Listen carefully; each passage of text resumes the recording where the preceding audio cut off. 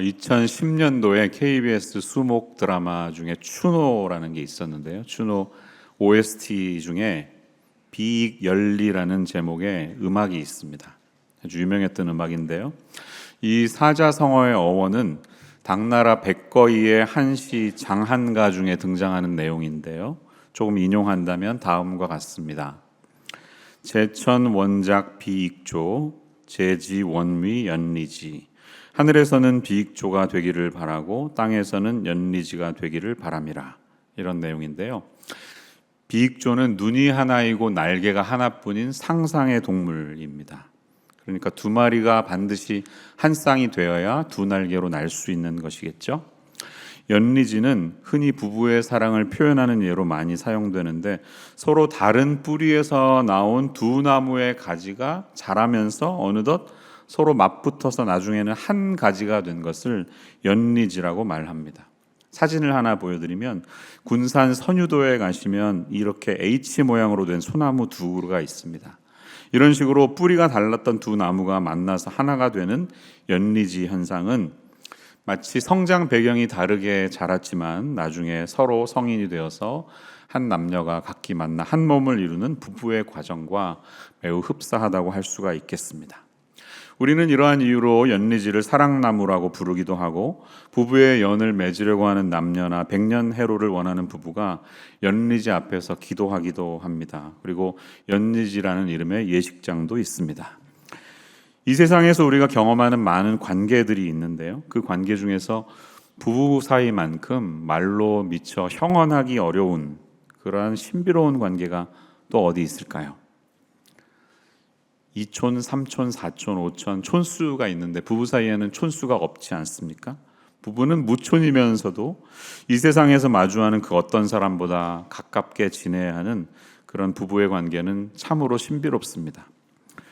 그래서 문정희 시인은 부부라는 제목의 시에서 아래와 같이 부부의 관계를 이야기한 적이 있습니다. 제가 좀 읽어드릴게요. 부부란 여름날 멀찍이 누워 잠을 청하다가도 어둠 속에서 엥 하고 모기 소리가 들리면 순식간에 합세하여 모기를 잡는 사이이다. 많이 짜진 연고를 나누어 바르는 사이이다. 남편이 턱에 바르고 남은 바풀만한 연고를 손끝에 들고 나머지를 어디다 바를까 주저하고 있을 때 아내가 주저없이 치마를 걷고 배꼽 부근을 내미는 사이이다. 그 자리를 문지르며 이달에 사용한 신용카드와 전기세를 함께 떠올리는 사이이다. 결혼은 사랑을 무화시키는 긴 과정이지만, 결혼한 사랑은 사랑이 아니지만, 부부란 어떤 이름으로도 잴 수 없는 100년이 지나도 남는 암각화처럼 그것이 풍화하는 긴 과정과 그 곁에 가뭇없이 피고 지는 풀꽃 더미를 풍경으로 거느린다.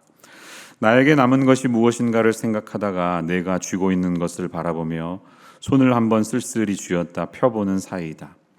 서로를 묶는 것이 거미줄인지 쇠사슬인지는 알지 못하지만 부부란 서로 묶여있는 것만은 확실하다고 느끼며 오도 가도 못한 채 죄 없는 어린 새끼들을 유정하게 바라보는 그런 사이이다.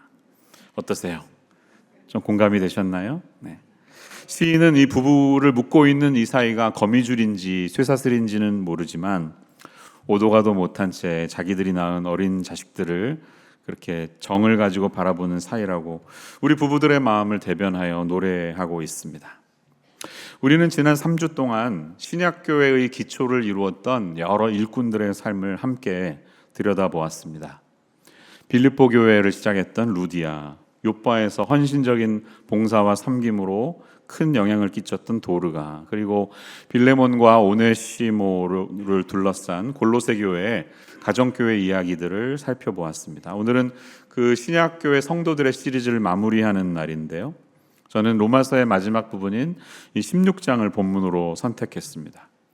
바울은 로마서를 마무리하면서 로마 교회에 있는 성도들을 떠올리면서 안부를 묻고 있는데 그의 시선에 우리가 잘 아는 한 부부의 이름이 눈에 머무릅니다. 1절과 2절은 사실은 안부라기보다는 추천서입니다. 겐그레아 교회, 다른 교회에 있는 베베라고 하는 여 집사님을 여러분들에게 보내니까 이분이 가시면 잘 맞이해 주세요. 모든 필요를 도와주세요. 이렇게 추천하면서 3절부터 끝절까지는 26명의 여러 무명의 인물들이 나오거든요. 근데 그 중에 제일 먼저 등장하는 사람이 바로 우리가 잘 아는 브리스가와 아굴라라는 부부입니다. 특별히 5절 본문에서 바울은 브리스가와 아굴라와 저의 집에 있는 교회, The Church in their House라고 그 가정교회에 문안하고 있는 것을 봅니다. 이 로마에는 그 당시 약 30만의 사람이 모여 살았다고 하는데요. 그 거대한 도시에서도 이 부부는 기꺼이 자기들의 집을 열어서 가정교회의 하나로 모이고 있었겠죠. 예루살렘에는 마가의 집이 있었고, 빌립보에는 루디아의 집이 있었고, 라오디게아에는 눈바라는 여인의 집이 있었다면, 이 편지를 받는 로마 교회에는 대표적으로 브리스가와 아굴라의 가정교회가 있었을 것입니다. 이 그들의 집에 있는 교회에서 함께 모이는 성도들과 함께 신약의 가정교회를 일구어가는 기둥과 같은 역할을 했던 사람들이 바로 이 부부다, 이렇게 생각할 수가 있습니다. 여러분 한번 생각해 보세요. 집을 연다는 것이 결코 쉬운 일이 아니죠. 한 사람의 열정만 가지고는 더더욱 어렵습니다. 아무리 남편이 열정이 있어도 목자 혼자서는 가정을 열 수가 없죠. 부부의 마음이 맞아야만 가능합니다. 아무리 부목자, 목녀의 열정이 있다고 해도 역시 목녀 혼자서는 집을 여는 일이 여간 어려운 것이 아닙니다. 항상 부부의 마음이 하나가 될 때 마음이 맞아야만 가능한 일입니다. 2000년이 지난 지금도 우리가 모이듯이 이렇게 가정교회가 온전히 세워지려면 이 부부가 보여준 것과 같은 동역이 필요하죠. 함께 마음이 맞아야 됩니다. 그래서 오늘 말씀은 2000년이 지난 지금도 우리들에게 동일한 도전의 메시지로 다가오고 있습니다. 우리 교회에도 많은 가정교회들이 있는데요. 그렇게 가정교회를 통해서 잃어버린 영혼을 구원하고 예수님의 제자를 만드는 일에 하나님께 칭찬받는 저와 여러분 부부들이 되려면 우리가 어떻게 살아야 할까요? 하나님 나라의 동역자가 되기 원하시는 저와 여러분 모두에게 오늘 하나님이 주시는 음성이 있기를 원하고 그 음성에 겸허하게 순종할 수 있는 이 시간이 되시기를 주님의 이름으로 축원합니다. 두 가지로 살펴볼 텐데요. 첫 번째로 우리는 하나님께 칭찬받는 부부는 다양한 삶의 여정 속에서도 항상 함께 한다는 사실을 기억해야 할 것입니다. 부부는 함께 해야 한다는 것이에요. 오늘 이 본문은 로마서이고요. 로마서에 이 브리스가와 아굴라 부부가 나왔지만 이 부부의 삶을 온전히 이해하기 위해서는 사실은 성경에 등장하는 이 부부의 모든 구절들을 자세히 살펴보아야 우리가 온전히 깨달을 수가 있습니다. 맨 처음 이 부부의 이름은 사도행전 18장에 등장합니다.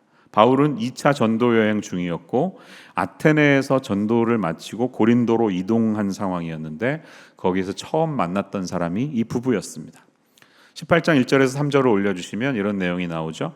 그 후에 바울이 아테네죠. 아덴을 떠나 고린도에 이르러 아굴라라 하는 본도에서 난 유대인 한 사람을 만나니 글라우디오가 모든 유대인을 명하여 로마에서 떠나라 한 거로 그가 그 안에 브리스길라와 함께 이탈리아로부터 새로 온지라 바울이 그들에게 가매 생업이 같으므로 함께 살며 일을 하니 그 생업은 천막을 만드는 것이더라. 이렇게 설명하고 있습니다. 원래 로마에 살던 이 부부가 왜 고린도로 이사를 했을까요? 본문 2절에 따르면 방금 보신 것처럼 글라우디오 황제 때 추방령을 받고 유대인들은 로마에서 다 떠나라, 이런 이주 명령을 받고 이사할 수밖에 없었다는 것이에요. 이 글라우디오 황제는 서기 41년에서부터 54년까지 통치했던 황제인데 역사가 수에토니우스라는 사람의 기록이 남겨져 있는데 그 기록에 따르면 그 당시에 크레스투스 선동이 있어서 선동 때문에 로마에 살던 유대인들이 소동을 일으켰는데 그 문제를 해결하기 위해서 추방령을 내렸다, 이렇게 기록되어 있습니다. 크레스투스가 혹시 크리스투스는 아닌가, 그래서 예수님 때문에 일어난 소동인가 이렇게 추측하는 말이 있는데 어쨌든 뭔가 기독교인들이 관련된 일에 유대인들이 항의와 소동을 일으킨 것이고 너무 사회에 혼란을 일으키니까 그럼 유대인들 다 나가라, 이렇게 로마로부터 쫓아낸 것입니다. 딱히 갈 곳을 찾지 못했던 이들이 왜 하필이면 고린도로 이사를 갔을까요? 이런 추정이 가능합니다. 고린도에는 그리스 신화에 나오는 바다의 신인 포세이돈 아시죠? 포세이돈을 기념하기 위한 체육대회가 2년마다 열렸는데요. 이 체육대회가 열리면 전국에서 선수들과 관광객들이 한꺼번에 몰려듭니다. 큰 대회였습니다. 근데 그 당시에는 숙박시설이 별로 없으니까 임시로 사람들이 머물 장소가 필요하죠. 임시 숙소는 당연히 텐트를 만들어야 가능한 일입니다. 그러니까 거기에 가면 잡이 있겠구나 하고 옮겼을 가능성이 있습니다. 기록에 따르면 AD 51년에 고린도에서 이 경기가 열렸다는 것이에요. 텐트를 만드는 것이 자기들의 직업이었던 이 부부는 그러면 우리가 가서 임시로 숙소를 많이 만들면 좀 돈벌이가 될 수 있겠다 해서 새로운 일거리를 찾아서 사업체를 옮기는 이민을 감당했다, 이렇게 생각하시면 될 것입니다. 그러다가 마침 또 같은 직업을 가지고 있는 바울을 만나서 함께 그러면 우리 동업을 합시다, 이렇게 사업을 시작했다고 본문이 기록하고 있습니다. 이들을 만났을 때 바울 때문에 회심했다는 이야기가 없는 것을 보면 아마 이들은 이미 그리스도인이었을지 모릅니다. 같은 그리스도인인데 바울을 만나서 직업도 같으니까 그러면 우리 함께 일하죠, 이렇게 한 것이죠. 성도님들 중에서는 이 산호세에 오신 이유가 직업의 특성상 오신 분들이 아마 많이 계실 것이에요. IT 기업에 종사하는 분들에게는 이곳이 성지와도 같은 곳이니까요. 그런데 직장의 많은 만남 속에서 우리는 하나님의 섭리와 인도하심이 있음을 기억해야 합니다. 하나님의 섭리는 대부분의 경우 우리의 자연스러운 삶의 일상에서 나타납니다. 그러니까 여러분들이 일하시는 직장은 단지 내가 돈을 벌기 위한 장소가 아니라 하나님의 섭리가 이루어지는 곳이기도 합니다. 특별히 그 직장 속에서 만나는 만남이 중요합니다. 하나님께서 평생 함께하는 동역자를 그 직장을 통해 붙여줄 수 있다는 것이죠. 그런 마음으로 우리가 일상을 산다면 일상 속에서 의미를 찾고 하나님의 인도하심을 경험할 수 있을 거예요. 결과적으로 이 세 사람은 서로 힘을 합쳐서 천막 제조업을 하면서 자비량 전도를 할 수 있는 것이 된 것이. 바울도 항상 일을 하면서 또 자기 사역을 감당하지 않았습니까? 이런 합력을 통해 마침내 이 두 부부의 헌신으로 고린도 지방의 최초의 교회가 세워지는 것이죠. 브리스가와 아굴라가 가정교회를 시작하면서 또 교회가 시작됐죠. 어떤 직업을 가지고 같은 일을 하는 것도 중요하지만 그 속에서 만난 만남을 통해서 평생 동안 하나님의 일을 함께 할 수 있는 동역자가 있다, 동역자를 만날 수 있다, 이 사실을 기억할 필요가 있습니다. 바울은 특이하게도 다른 지방과는 달리 고린도에서는 길게 머물렀습니다. 1년 6개월이나 되는 시간을 머물면서 제자를 키웠겠죠. 바울과 함께 일하면서 또 말씀으로 양육을 받았던 이 부부는 온전히 성숙한 제자가 되어서 그들의 남은 삶은 이제 복음을 증거하고 영혼을 구원하는 일에 초점을 두는 그런 변화된 삶으로 점점 빚어져 가게 됩니다. 이제 바울이 2차 전도 여행을 고린도에서 끝낼 수는 없으니 애초에 자기를 파송했던 수리아 안디옥으로 다시 가자 하고 이제 파송지로 떠나는데요.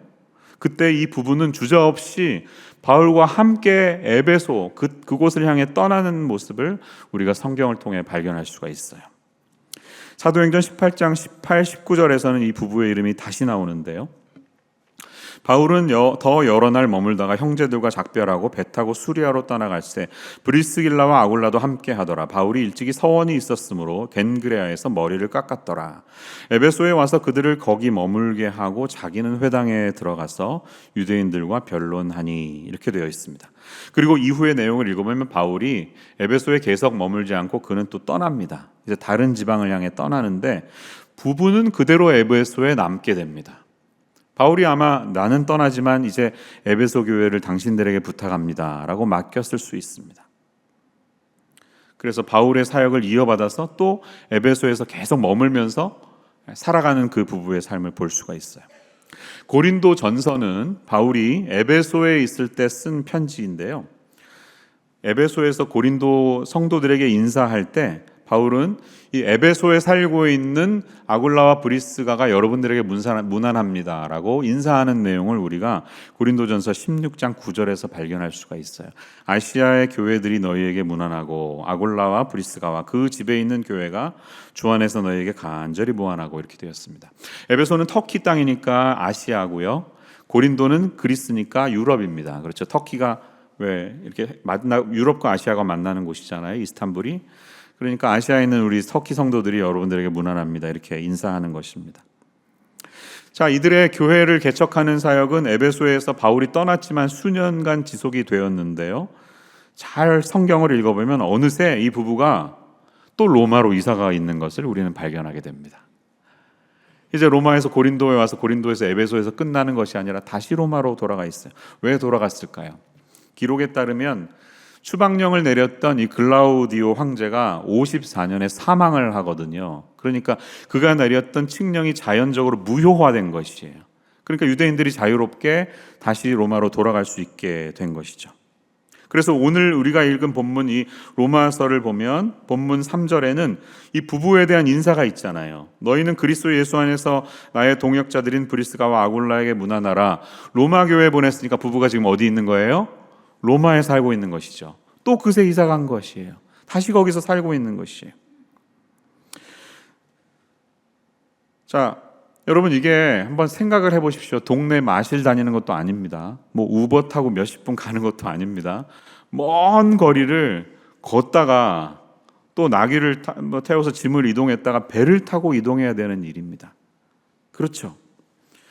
로마에서 고린도로, 고린도에서 에베소로, 에베소에서 로마로 여러 번 힘든 이 이주의 여정을 감당하는 이 부부의 삶을 볼 수가 있습니다. 저와 여러분도 다 이런 이주, 이민을 경험하셨잖아요. 태평양 건너오셨잖아요. 다 비행기 타고 오셨죠? 출발한 공항은 다를 수 있습니다. 저 같은 사람은 옛날에 왔으니까 김포공항에서 떠났고, 어떤 분들은 인천공항에서 떠났는데 나는 여의도에서 떠났어 이런 분도 있더라고요. 그때 여의도에서 동경으로 가서 비행기 타고 오신 분이 있는데 어떤 분이 뒤에 가만히 있다가 나는 배 타고 왔어 왜 이래 이러시더라고요. 정말 옛날에는 그랬죠. 50년대 뭐 이전에는 배 타고 미국에 왔습니다. 그런데 이들의 여정도 비슷했을 거예요. 그 배도 큰 배도 아닐 거예요. 풍랑만 조금만 일어나면 이렇게 막 구토가 나오는 배멀미하는 그런 배에서 여러 번 이사하는 그들의 여정을 한번 상상해 보시기 바랍니다. 그런데 놀랍게도 이들의 여정은 로마에서 끝나지 않고 다시 에베소로 가 있는 것을 발견합니다. 바울이 쓴 맨 마지막 편지인 디모데후서의 맨 마지막 장 4장 19절에 보면 바울은 이제 자기의 죽음을 예감하고 있잖아요. 내가 감옥에서 죽을 것 같다 이러면서 디모데에게 나한테 좀 빨리 와라 이렇게 인사하는데 거기에 이들의 이름이 등장하고 있습니다. 브리스가와 아굴라와 및 오네시보로의 집에 문안하라. 자, 이 디모데후서를 보냈을 때 디모데는 에베소에서 목회하고 있었거든요. 편지를 에베소에서 받았으니까 같이 있으니까 이 사람들이 어디 있는 거예요? 에베소에 있는 거예요. 바울의 말년에 또다시 에베소로 가 있는 이들의 삶을 우리가 볼 수가 있는 거예요. 여러분 이 동선이 놀랍지 않습니까? 아무도 감동이 없으시네요. 제가 지도를 통해 좀 여러분 보여드릴게요. 여러분 이 거리가 이게 얼마예요? 지금도 세계 여행에도 굉장히 먼 거리거든요. 로마에서 고린도에서 또 배 타고 에베소 갔다가 다시 로마로 또 가서 살다가 맨 마지막에 또다시 에베소로 가 있는 것을 발견합니다. 뭐 아메리칸 에어라인 이런 거 없어요. 배 타고 가는 거예요. 그런 고생스러운 일들을 감당한 이유가 뭘까요? 왜 이렇게 했어요? 하나님의 일 때문이잖아요. 사역 때문에 간 것이잖아요. 내가 하나님의 일에 동참하고 싶다는 결정으로 기꺼이 4번씩이나 이사하는 일을 감당한 것이 아니겠습니까? 그리고 이제 자신의 죽음이 가까워진 바울이 가장 신뢰하던 그들을 로마에서 잘 사역하고 있지만 미안하지만 에베소로 가서 디모데의 사역을 좀 도와주세요. 부탁했기 때문에 거기에 가지 않았을까? 우리는 이렇게 생각하고 있습니다. 그리고 그가 남긴 맨 마지막 편지에서 아니나 다를까 이 부부의 이름이 변함없는 모습으로 담겨 있는 것을 발견합니다. 이렇게 이들의 이름은 성경에 총 6번 등장하고 있는데요. 이런 고된 삶의 여정을 통해서 우리에게 주시는 영적인 교훈이 있습니다. 여러분 그게 얼마나 힘들었을까요? 그런데 그 고된 이민 생활을 4번이나 큰 이주를 감당하면서도 이들의 중심에는 우리 집을 열어서 가정교회를 하면서 복음을 증거한다. 이 열정이 이들에게 있었음을 발견합니다. 바울이 시작한 교회를 내가 조금이라도 돕고 싶다. 조금의 힘이 된다면 우리 같이 텐트 만들면서 돈 벌어서 하면 되니까 가자 하는 마음으로 끝까지 바울과 함께 했던 이들의 끈기와 열정을 우리는 보는 것입니다. 근데 남편만 보내지 않아요. 부인만 보내지 않아요. 같이 항상 함께 있었습니다. 내가 사역하러 가는데 여보 당신은 잘 가. 나는 여기에서 애들 잘 돌보고 있을게. 이런 얘기 없습니다. 난 여기서 이 사업체 잘 운영하고 있을 테니까 당신 가서 잘해요. 이런 얘기가 없습니다. 부부니까 끝까지 함께 하는 것이에요. 부부니까 끝까지 연리지처럼, 여러분 가지가 맞닿아 있는 것처럼 언제 어디서나 함께 해야 된다는 사실을 우리에게 가르쳐주고 있어요. 이렇게 남편과 아내가 함께 손을 맞잡고 주님을 위해 섬기고 봉사할 수 있다는 게 얼마나 큰 축복인가요? 여러분 그렇죠? 부부가 함께 섬길 수 있는 게 얼마나 큰 축복입니까? 나를 위해서 손을 맞잡아주는 배우자가 있다는 것이 얼마나 귀한 일인가요? 그러지 못해서 눈물과 아쉬움으로 자신의 배우자가 다시 하나님 앞에 돌아오기를 기도하는 가정들이 참 많습니다.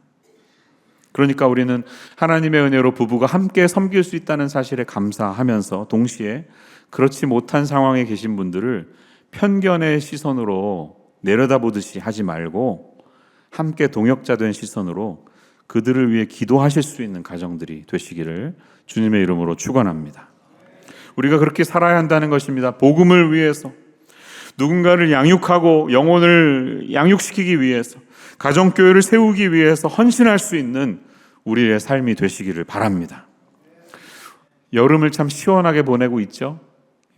덥게 고생하시는 뉴스를 보면 참 안타깝다 그러면서도 한편에서는 여기가 얼마나 좋은지 몰라, 이런 마음이 우리에게 다 있습니다. 우리가 어떤 장소에 정착하는 여러 이유들이 있습니다. 그게 날씨일 수도 있고요, 직장일 수도 있고, 소득이 있어야 되니까, 아이들 교육을 위한 환경 때문일 수 있는데, 우리 그리스도인들의 진정한 삶의 터전의 이유는 하나님 나라를 위해서, 이곳이 나를 부르신 하나님의 소명이 있기 때문에 그 하나님의 나라를 확장하기 위해서 내게 주신 은사를 가지고 잃어버린 영혼을 구원하고 예수님의 제자를 만드는 일이 되는 우리 임마누엘 교회 모든 성도님들 되시기를 축원합니다. 다른 여러 조건이 좋으니까 우리가 여기 살겠지만, 그래도 주님, 저는 교회가 너무 좋아요. 제가 섬길 수 있어서, 제가 하나님 일에 함께 할 수 있어서 너무 좋아요. 이런 말을 들을 수 있는 우리 임마누엘 교회가 되기를 간절히 바랍니다. 브리스가와 아굴라가 어디로 가든지 그들의 집을 항상 열어서 가정교회를 시작하고 그것을 지켰듯이, 그런 마음으로 우리 사랑하는 성도님들이 섬기고 계신 목장, 우리의 가정교회가 우리 인생의 소중한 사역이 되시기를 간절히 바랍니다. 우리의 삶의 여정에는 다양한 길들이 있습니다. 갈림길이 나오고 오르막길이 있고 우회 도로가 나오기도 하고, 때로는 깊은 터널도 나옵니다. 때로는 부부가 함께 그 여러 길들을 같이 걸어가는 일이 경제적으로나 정서적으로 쉬운 일이 아닐 수도 있어요. 그래서 갈라설 수 있습니다. 제가 함부로 어떤 가정이 내리는 선택에 대해서 왈가왈부하지 않습니다. 하지만 감히 여러분들의 목사로서 권면드린다면, 여러분들이 내리는 그 모든 결정에 있어서 부부가 한 마음이 되어서 같이 내리는 결정이 되기를 바라고, 가능하시면 기러기 부부로 살거나 펭귄 아빠를 만드는 일이 없으시기를 바랍니다. 같이 계셔야 돼요. Stay together. 조금 힘들 수 있지만 같이 계셔야 됩니다. 비가 오나 눈이 오나 부부는 함께 비를 맞고 눈을 맞아야 합니다. 동역해야 됩니다. 동역할 때만 가정교회는 성장할 수가 있어요. 함께 일해야 됩니다. 동역의 아름다움을 통해 주님이 일하시고 영혼을 다루며 영혼을 키워내는 가정교회 일은 더욱 그렇습니다. 오늘 저희 말씀이 어떤 삶의 문제로 고민하시는 부부들에게 지침이 되고 하나님의 가이드라인이 되실 수 있는 오늘이 되시기를 축원합니다. 오늘 두 번째로 우리가 기억해야 될 사실은 이것입니다. 하나님께 칭찬받는 부부는 주신 은사를 따라서 합당하게 동역한다는 사실이에요. 제가 아까 설교하면서 이 부부의 이름이 성경에 총 6번 나온다고 말씀드렸죠. 근데 흥미로운 사실은 일반적인 경우처럼 부부의 이름이 나올 때 남편의 이름이 먼저 나오는 게 아니라 거의 대부분 이 브리스가의 이름이 먼저 나오는 것을 발견합니다. 표를 통해 확인해 볼까요? 6번 나오는 중에 대다수가 아내의 이름이 먼저 나와 있어요. 브리스길라는 사도행전에만 나오는데 일종의 애칭입니다. 브리스가의 애칭이에요. 엘리자베스의 애칭이 리즈고 마가렛의 애칭이 매기인 것처럼 애칭이 쓰인 거예요. 그러니까 누가는 애칭을 썼어요. 근데 여러분 생각해 보십시오. 왜 이 부인의 이름이 먼저 나왔을까요? 유대인의 관습으로는 도저히 있을 수 없는 일이에요. 남편이 먼저 나와야 되는데. 학자들의 주장은 다양합니다. 어떤 사람은 이렇게 말해요. 브리스가가 남편보다 먼저 개종을 한 사람이기 때문이다. 이렇게 이야기합니다. 또 어떤 사람은 이 아굴라라는 이름을 보면 노예 출신인 게 거의 확실한데 신분이 낮은 사람이니까 그보다 신분이 높은 귀족 가문의 브리스가의 이름이 먼저 나왔다.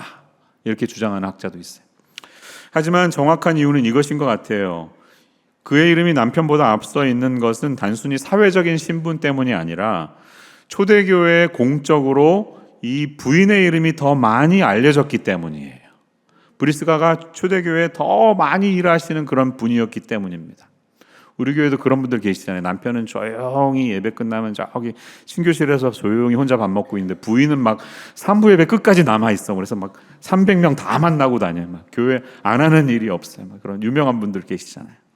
브리스가가 아마 그런 종류의 여인이었던 것 같습니다. 당시 유대교 관습으로는 있을 수 없는 일이지만 아마 그렇게 해야 할 정도로 브리스가가 초대교회에서 차지하고 있는 역할이나 비중이 컸기 때문에 먼저 나왔다. 이렇게 생각할 수가 있습니다. 무엇보다 근데 성경은 이 브리스가의 역할이 그저 남편의 하는 일을 곁에서 조용히 돕거나 집에서 밥을 하는 일이 아니라는 것을 한 사건을 통해 우리에게 보여주고 있습니다. 사도행전 18장 24에서 26절을 보면 이 부부가 에베소에서 했던 중요한 사건 하나를 기록하고 있는데요. 성경이 바울은 이미 에베소를 떠난 상황입니다. 에베소를 떠나서 다른 곳으로 갔는데 이들이 남아 있었다고 그랬죠. 근데 거기에서 중요한 한 사람을 만납니다. 누구예요? 아볼로라는 사람이에요. 알렉산드리아에서 난 아볼로라는 유대인이 에베소에 이르니 이 사람은 언변이 좋고 성경에 능통한 자라. 그가 일찍이 주의 도를 배워 열심으로 예수에 관한 것을 자세히 말하며 가르치나 요한의 세례만 알 따름이라. 그가 회당에서 담대히 말하기 시작하거늘 브리스길라와 아굴라가 듣고 데려다가 하나님의 도를 더 정확하게 풀어 이르더라. 여러분 이 모습을 한번 상상해 보십시오. 아볼로는 그 당시에 이 지중해권 전체에서 제일 성경 지식이 많은 사람이고 설교를 잘하는 사람이었습니다. 똑똑한 신학자이면서 설교자였다는 거예요.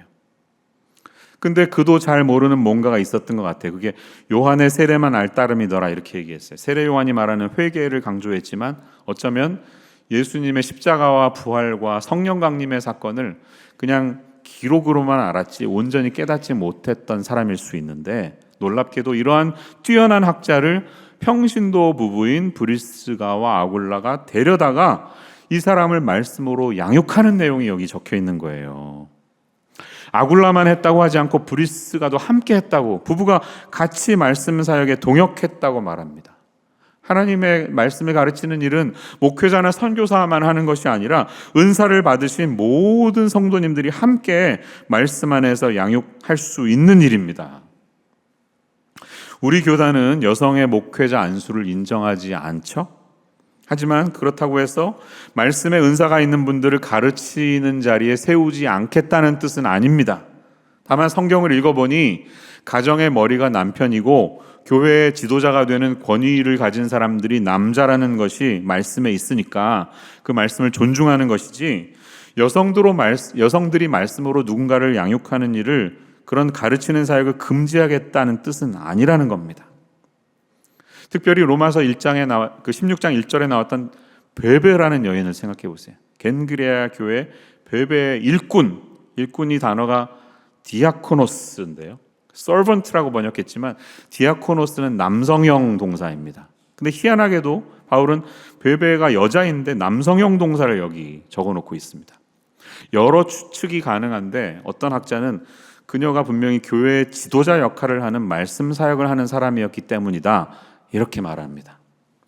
그러니까 분명히 베베는 겐그리아 교회에서 중요한 역할을 차지하고 있는 지도자였음을 우리가 알 수가 있어요. 또 아굴라만 말씀을 가르친 게 아니라 당연히 브리스가도 그의 은사를 활용해서 말씀을 사역하는 것을 우리는 보고 있는 것입니다. 이 부부가 앉아서 당대의 가장 유명한 학자였던 아볼로를 앉혀놓고 뭔가를 가르치는 일은 당대의 습관으로 보면 굉장히 파격적인 일입니다. 그렇지 않습니까? 어디 여자가 남자를 가르쳐요? 그 당시 1세기에는 있을 수 없는 일이었다는 말이에요. 그런데 여러분, 우리가 몇 주 동안 본 것처럼 성경은 잘 읽어보면 굉장히 파격적이면서 혁명적인 메시지가 담겨져 있습니다. 그리스도 안에서는 종이나 노예나 주인이나 차별이 없어요.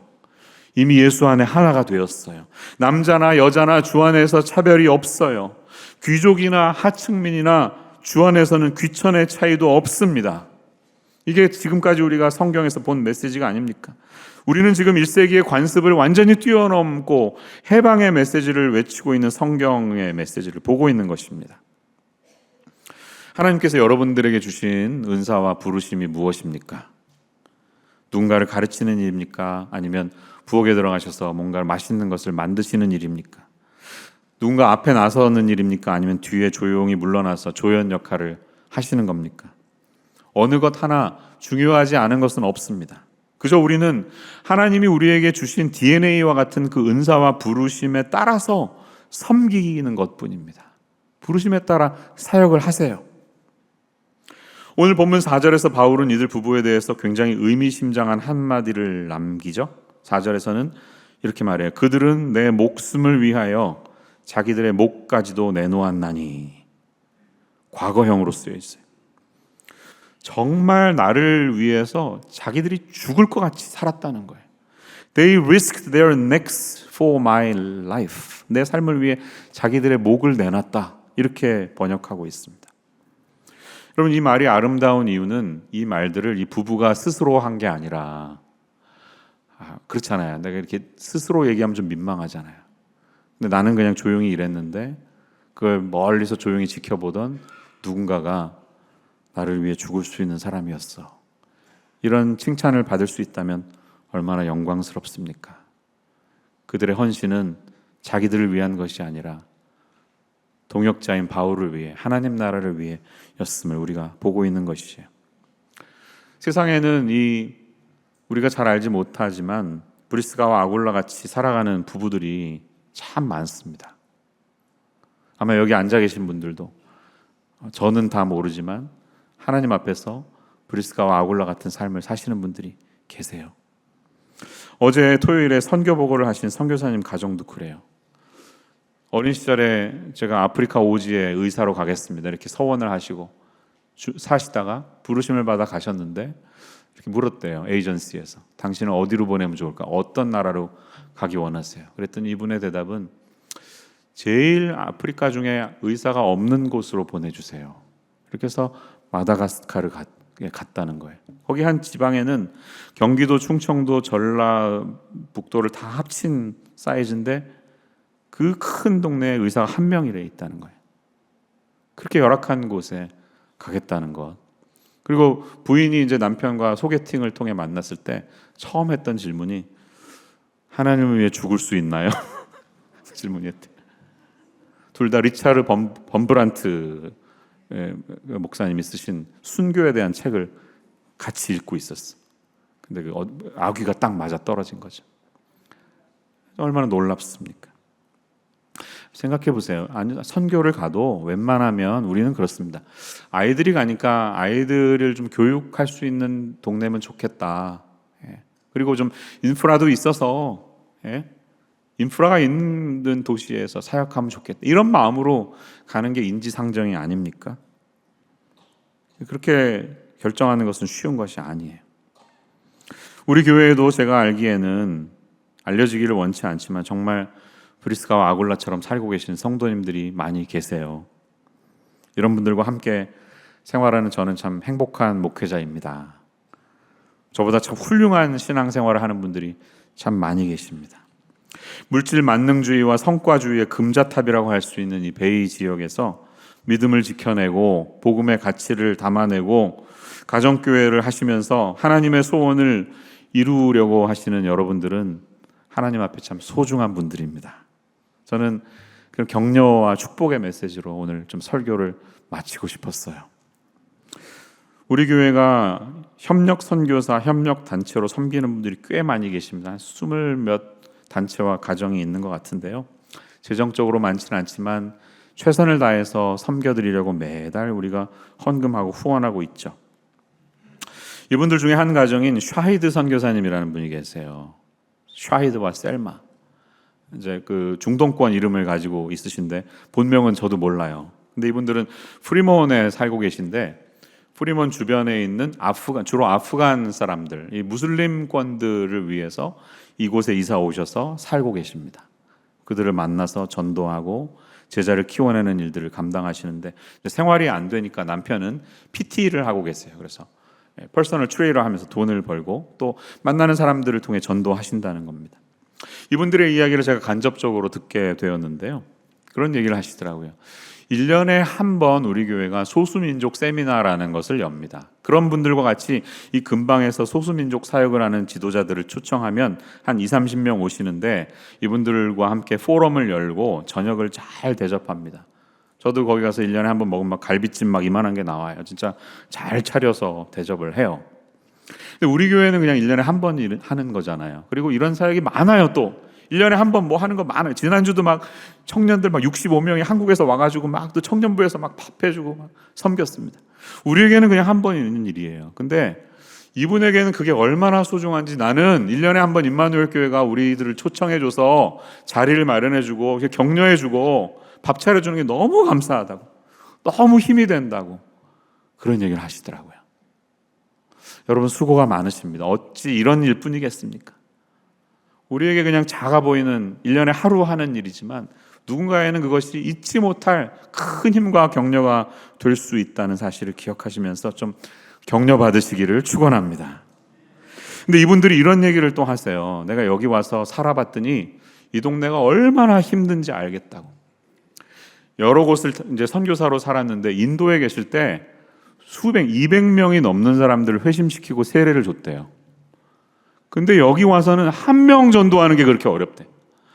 이 동네 인도 사람 얼마나 많아요. 똑같은 인도 사람인데 전도가 안 된다는 거예요. 한 명 만나서 회심시키는 것도 너무 힘들다고. 그러면서 이 베이 지역이 얼마나 영적으로 메마르고 힘든 지역인지 알겠다, 그런 얘기를 하신다는 거예요. 우리는 여기 이제 10년, 20년 사니까 잘 모르죠. 그냥 그런가 보다 하고 살지만 어딘가 다른 곳에 있다 오신 분들의 이야기를 들으면 정말 힘든 곳이다 하는 것을 느낍니다. 그러니까 우리들이 이런 지역에서 뭔가 하나님의 일을 하겠다고 꾸준히 뭔가 하시는 것은 참 대단한 거예요. 여러분 잘 버티시는 게 중요해요. 그냥 견디는 게 중요합니다. 목장에서 잘 영혼 구원이 안 일어나죠. 생각만큼 잘 안 되죠. 그래서 우리가 지칩니다. 힘이 듭니다.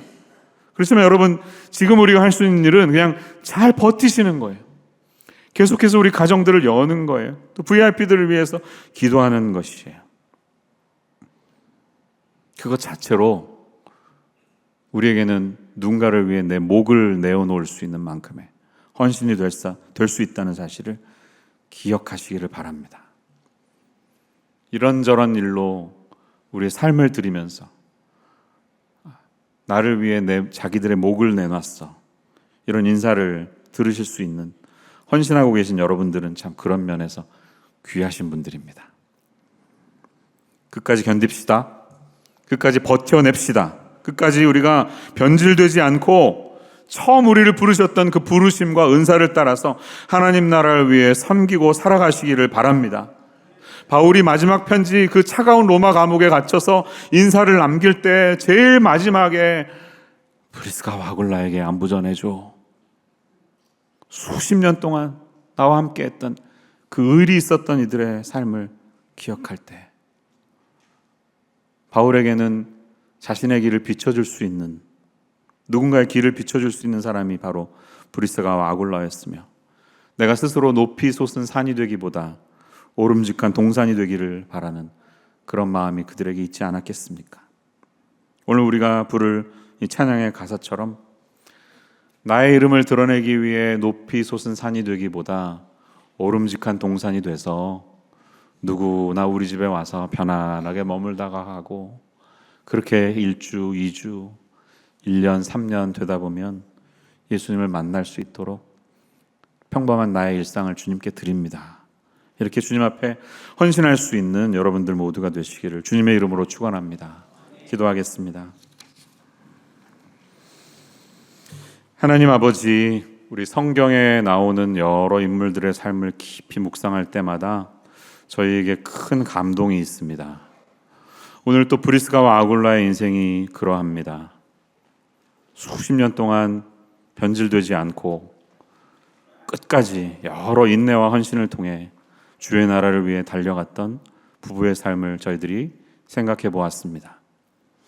오늘 이곳에서도 우리를 부르시는 하나님의 부르심이 있음을 기억하며 주님을 위해 누군가의 길을 비추어주고 오름직한 동산이 되기를 소망하는 우리 사랑하는 성도님들의 삶을 축복하여 주시옵소서.